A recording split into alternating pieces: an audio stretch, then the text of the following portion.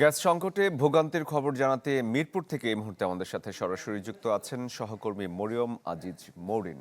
Mooring, এর আগে আপনি মহাখালীর চিত্র দেখাচ্ছিলেন, মিরপুর এলাকার কি খবর?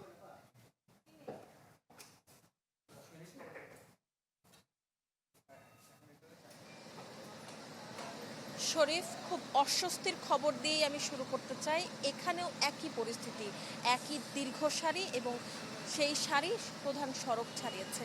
এবং এখানে যেটি আমি দেখছি যে সিএনজি চালকদের আসলে গ্যাস দেয়া হচ্ছে ২-৩ ঘন্টা লাইনের পরে, আসলে তুলনামূলকভাবে কম সময়ের মধ্যেই গ্যাস দেয়া হচ্ছে, কিন্তু আসলে পর্যাপ্ত যতটুকু গ্যাস দরকার সেটি আসলে বরাবরের মতোই মিলছে না। এবং ৭০ থেকে ৮০ টাকার গ্যাস দেয়া হচ্ছে এবং সিএনজি চালকরা যেটি অভিযোগ করলেন যে সময় কিছুটা কমে আসলেও এখানে আসলে গ্যাস ওরকম পর্যাপ্ত মিলছে না। একই অভিযোগ আসলে গাড়ি চালকদের, যারা প্রাইভেট কার চালান, যারা ভাড়ায় গাড়ি চালান, তাদের সবারই।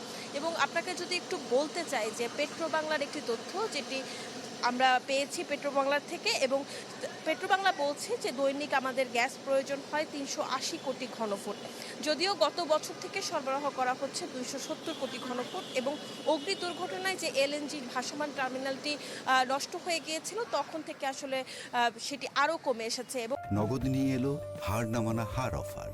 সর্বনিম্ন ১০,০০০ টাকা রেমিটেন্স নগদে পাঠালে থাকছে স্বর্ণের হার জেতার সুযোগ।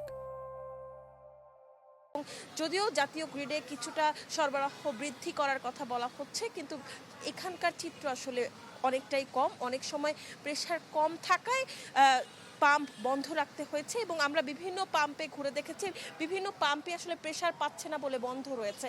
এখান থেকে এই ছিল সর্বশেষ শরীর। মরিন, ধন্যবাদ আপনাকে। দর্শক, গ্যাস সংকটের চিত্র দেখাচ্ছিলাম আপনাদের।